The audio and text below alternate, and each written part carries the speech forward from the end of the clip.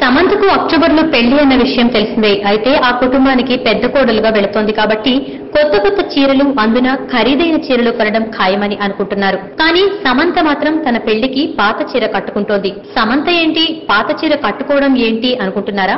సమంత కట్టుకునేది పాత చీరనే, కానీ ఆ చీరకు ఎంతో ప్రత్యేకత ఉంది సుమా.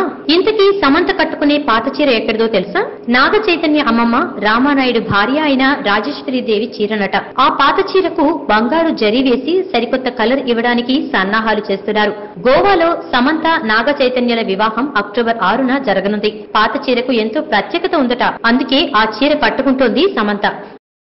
ఈ వీడియోపై మీ విలువైన కామెంట్స్ ని మాతో షేర్ చేసుకోండి. అండ్ ఇంకో విషయం, సబ్స్క్రైబ్ చేయడం మర్చిపోకండి.